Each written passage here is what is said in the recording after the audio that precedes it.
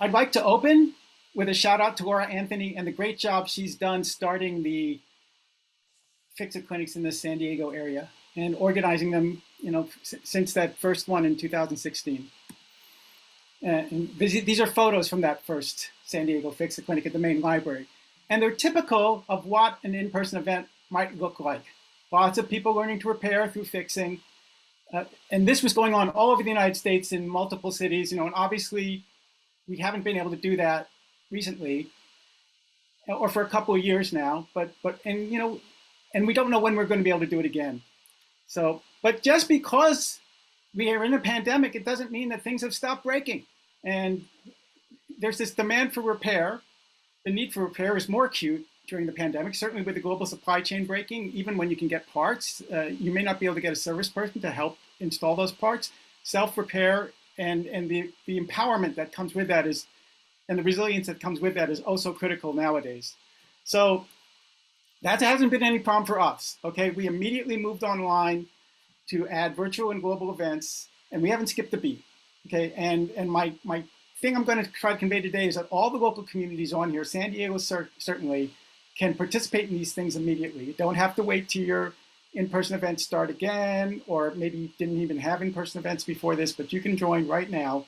We've got the Zoom Fixit clinics and the Global Fixer server. So first to the Zoom Fixit clinics. These things have been absolutely amazing.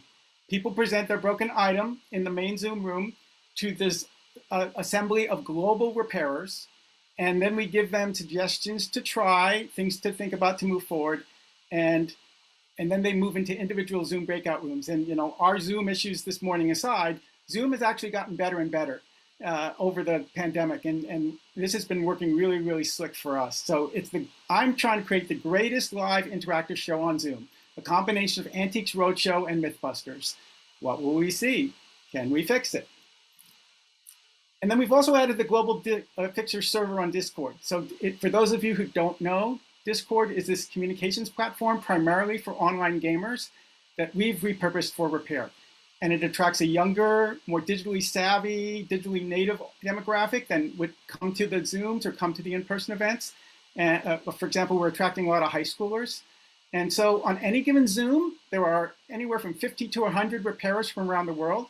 And right now there are 400 repairers on the Global Fixers Discord server. So at this point, we have the breadth and the depth and of knowledge to handle all sorts of repairs. And San Diego is welcome to participate and tap into that right now. So between the Zooms and the Global Fixer servers, we can now make repair available on demand. We launched Rapid Response, Rapid Repair Mutual Aid, where we can help with repairs 24/7 around the clock around the world. In this example, remember early in the pandemic when people were sewing coronavirus masks and like crazy, and their sewing machines were breaking. So they sent up the bat signal, and we were able to help them get those working again. We can also see items that would be too big or too unwieldy to bring to an in-person event. So in this specific example, this is a couch, an IKEA couch that's in Toronto, Canada, in a living room in Toronto, Canada. And they were helped by repairers from all over the world, including upstate New York, mid-central Hudson Valley, and Lund, Sweden, the home of IKEA. So that's been great. This story, well, you might say to yourself, well, they can't do as good a job remotely or hands-off. But that's always been where we've been trying to focus and empower people to effect their own repair. So in this case, this is Chris in Millbrae, California. She had an electronic fan that wasn't working. We saw her on the Zoom, and the Fixit coaches walked her through disassembling her fan to the point where we could look at the circuit board. So on the circuit board, this is the part that gets really cool, okay? Fixit coach in Belgium noticed that there were some components that were damaged, they were singed, but we couldn't read the values on them. A Fixit coach in the UK figured out that he had a friend who had a similar fan, and they were able to open up that person's fan and look at the similar circuit board and determine what the values of those components were. Global Fixer in Minneapolis was able to help Chris order the parts on eBay that she needed. And then locally, we were able to provide her with a soldering kit so that the next time she came to the Zoom, they could help her put the new components in. So next Zoom, they got together, she unsoldered the old components, she put in the new components, and it works. How cool is that? So that's really amazing. I mean, Chris had never soldered before, and totally hands off, they were able to coach her through a fairly complex electronics repair. So that validates the hypothesis that this works and it works well. And just to brag a little, starting from the upper left to the lower right, these are the people that we've been seeing, and just examples from northern New Mexico, Palestine, Scotland, Paris, France, Belmont, Massachusetts, Berkeley, California, London, England, and Melbourne, Australia. Sandeep got up at 4:30 in the morning his time to get help with his sewing machine, and we fixed it. Really cool. These are local high schoolers. During the pandemic, they decided they wanted to deploy repair through their high school. So we gave them this basic disassembly and troubleshooting kit that they're keeping at the high school, and they can affect repair. They can serve as a pandemic bridge between, for themselves and for their community by doing this. That they put up this flyer in their school, and they're fixing stuff for their classmates, for their teachers, for the school itself, for their broader community. We can start to look at things that belong to us collectively, our shared community-owned assets, our shared public property. This is a PA system that we fixed that belongs to the San Leandro Public Library. There are lots of consumer items like this that are used in a professional setting or a commercial setting or an office. But for example, every staff break room has a coffee maker, a heater, a toaster oven, a microwave, a refrigerator. We're fixing these things for individuals now, so we can fix them for our municipal and county government and other agencies as well. Here's an example of a commercial thing, like this is a floor polisher that belongs to the city of Fremont that we've helped them fix. And why stop there? Given that San Diego is a Navy town, I mean, why stop with municipal and county assets? The Navy has stopped delivery of these littoral combat ships because they're breaking and they can't get them fixed properly. Okay, they're flying repair subcontractors and parts all over the world to try and keep these deployed. Wouldn't it be much simpler and cheaper to just teach the sailors on board how to repair their own stuff?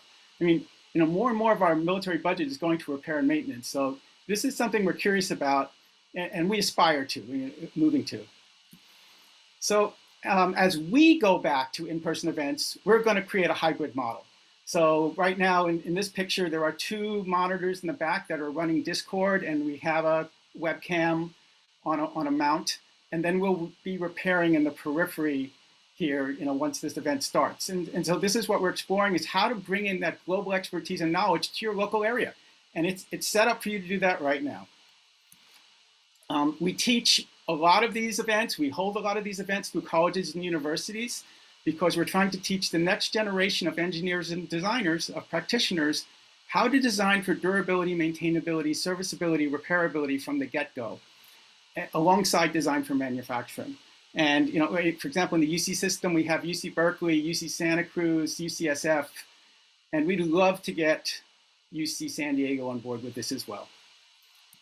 And you don't have to take my word for it. If you have time on Saturday at 10 o'clock Pacific time, you're welcome to join our Zoom then. It's a celebratory Valentine's Day Zoom. It's out of Harvard University this month. It will be out of Lund University in Sweden the following month, and then CU Boulder the month after that. But come on Saturday and experience it and feel the love.